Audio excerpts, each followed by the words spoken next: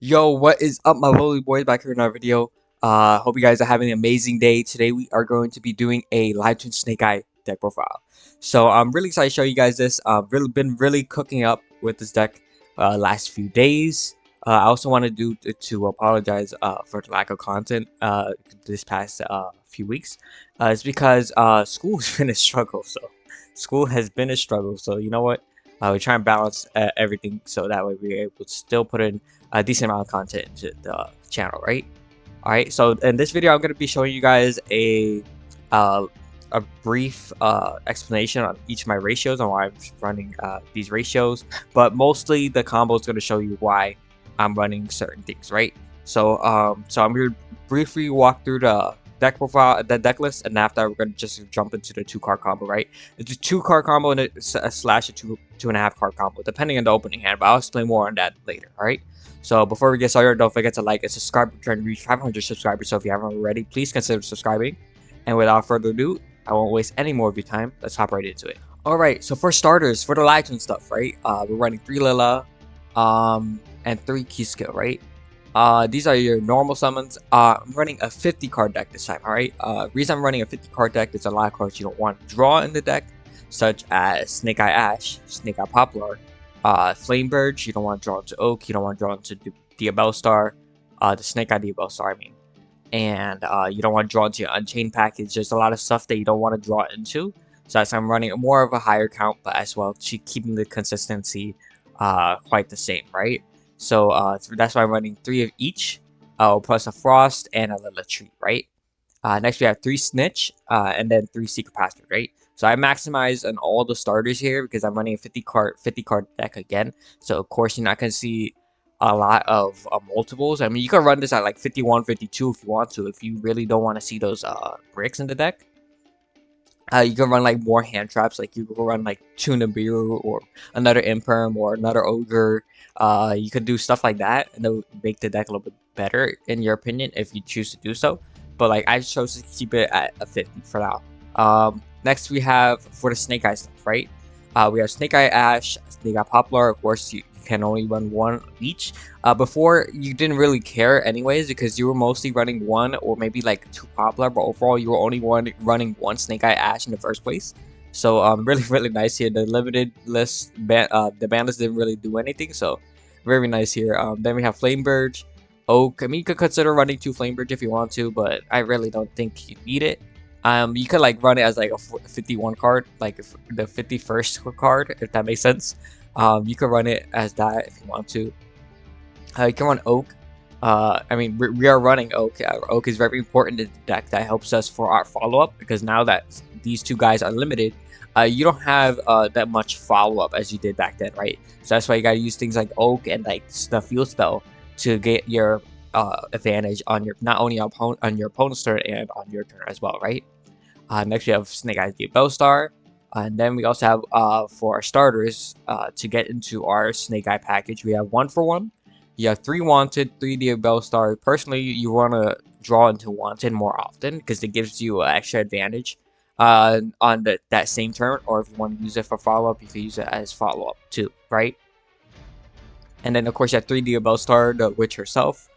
You have Bonfire. 1 Bonfire is because Bonfire is not really a good starter, especially if you already use your normal summon. All you can do is grab Poplar. Poplar grabs to either your Temple or your original Central Spoils, right? And it's not as effective as your 2-card combo. Like if you open up Diabellstar or like Wanted or even like original Central Spoils, there's not as much. So like you could consider cutting it for original Central Spoils if you want to, but I really like these sort of ratios, right? Next you have Divine Temple. Of course, you search it off of Poplar if you already used Snake Eye Ash. I mean the original Central Spoils, so that's the reason behind that. Next you have 1 Track 2 Engraver. You could bump this up to 3 if you want to. I just cut it because I feel like you didn't need it. But yeah, you could definitely like bump it up to 3 if you want to. I see that. I understand that. And then Blurry, of course. We have 1 Shavar, 1 Bomber Chamber for the Unchained package. And then for the hand trap lineup, it could be anything you want. It could be board breakers, it could be hand traps. Doesn't really matter, in my opinion. You could just do whatever you want. This is just why I just use to fill this in as example. If you want to go for this, if you want to go for a more hand trap lineup, then you could like cut out the crossout and run more hand traps, such as like a third Imperm to Nibiru. Like, you know, you can run a different hand trap, like maybe Ogre, Mourner. Doesn't really matter, right? Next for the extra deck, we are running one key skill, one Lila. I'm not running Trouble Sunny because I didn't have enough room. But of course, if I could, I would be running Trouble Sunny in the extra deck. Next, you have one IP, one SP, one Promethean Princess, one Amber Whale, a Rage, Yama, Nightmare Unicorn, Axis Code Talker for the OTK, Moon Closed Heaven, and Requiem, Sequence, Desiree, and Abyss Active Super Producer. So I know this is all like a bit obvious, but the Super Producer, I'm gonna be honest, I could not figure out what will be a better link, a fiend monster that's a link to that's also kind of generic, because you need to be able to link off your sequence, but remember you're locked into fiends because of your evil twins.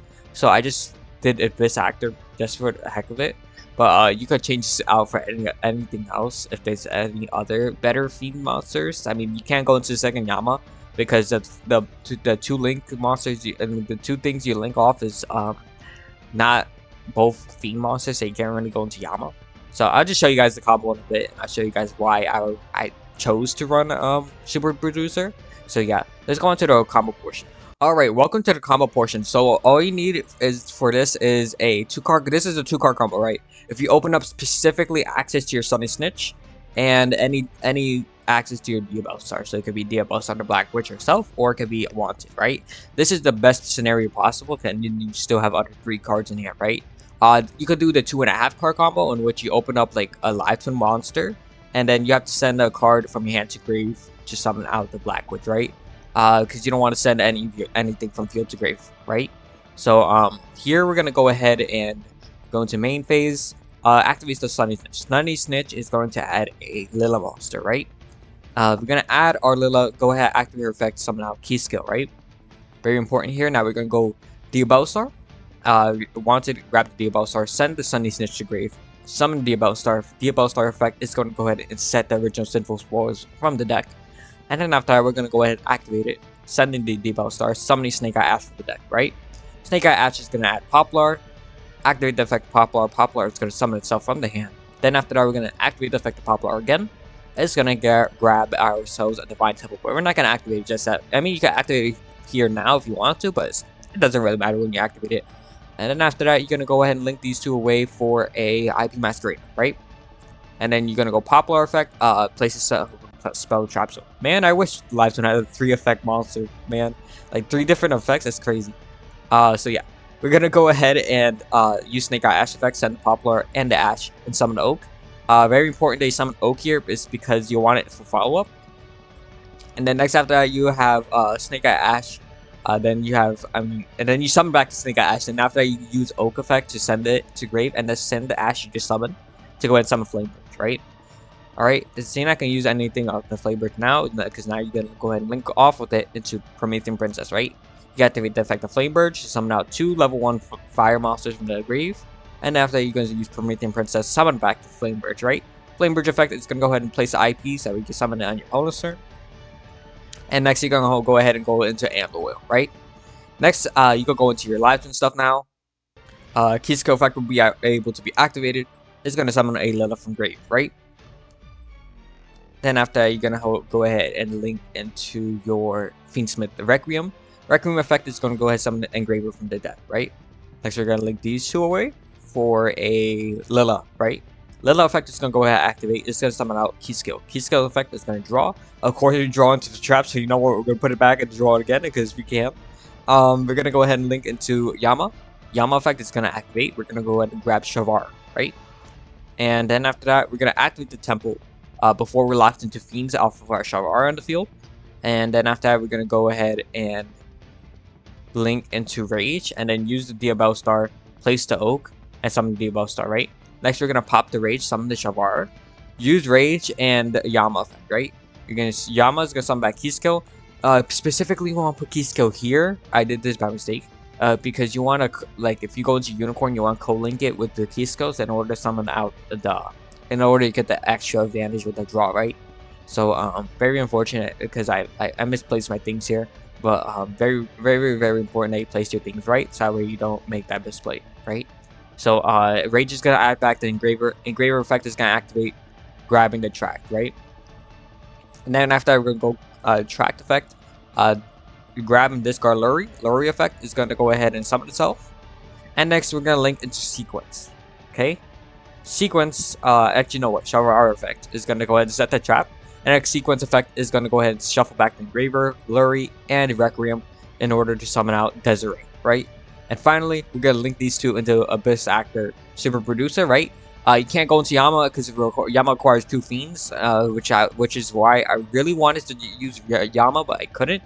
And you could use a second Fiendsmith sequence if you want to, but I don't really think you needed it. Reason I use Super Producer here is to avoid like interruption, right? So like let's say if they try to imperm your Desiree, right? You imperm your Desiree, you're good, right? And then after that, you could go ahead like I don't know. Wait, hold up. No, because that wouldn't work. You could go ahead, like, let's say if you want to use key skill effect, but they go ahead and like imperm your key skill, right? You could go super producer, destroy the key skill. I think that works, right? Yeah. And then after I destroy your key skill, then it's still gonna resolve, right? So this could avoid disruption. It's really niche, to be honest, but like it's better than nothing, right? You locked in the fiends anyway, so I think that was the best, pretty much generic fiend you could go into. So you just wanted to do it so that way you could get your sequence engraved, right? So that we could equip it to Desiree, and then that way you're able to play around board breakers, right? You could play around Dark Ruler, you could play around Forbidden Droplet if they don't send a trap. You could play around a lot of different board breakers that require you not to respond. I mean, except for Super Poly, and I think if was it Ultimate Slayer that you can't respond to, or I don't remember. But yeah, there's a lot. You play around with different kinds of board breakers, and also you also have a bunch of disruption here. So let me just show you what disruption you have. So remember, you do have 2 other cards in hand, right? Oh no, was it 3? Yeah, you have 3 other cards in hand. All right. So you have a total of almost. I mean, like you could probably have the maximum of like 4 hand traps. So we're gonna count that as 4, right? You have Flamebird to summon back the IP, and then IP effect to go into SP, so that's 5, and then 6 off of the SP. And then after that, you have Kisco effect to go into the Lila, that's 7. You have Desiree, 8, 9, because that's 2 links. And then you have the Abominable Chamber, that's 10, that go into your 11th interruption. Alright, I mean you shouldn't count this as interruption, so you go 10 here. Then after you have Promethean Princess that could summon itself, and then after that pop 2 cards basically with the Amber Whale too. That's 12, 13. That's over over like 11 hand, I mean 11 interruptions, right? And then also you also have your Kisco Frost, right? So then after that you get another draw, and then you also have your field spell to summon back the Oak, which gives you follow up, right? Really insane here, right? I think the only weakness is basically the hands that you draw, because you don't want to draw into a lot of your Snake Eye stuff. But overall, this deck is insane, right? It kind of works like Yubel. Like, if to be honest, I mean, I think Yubel, like we could test around like with Yubel, see what Yubel does, because then after that you can make like Phantom Yubel, play around the Bureau, stuff like that. This deck can't really play around the Bureau because you don't have stuff like that, and you had to rely on something like Crossout or something. So yeah, that's it for today's video. I hope you guys enjoyed, and then I'll see you guys next time. Peace.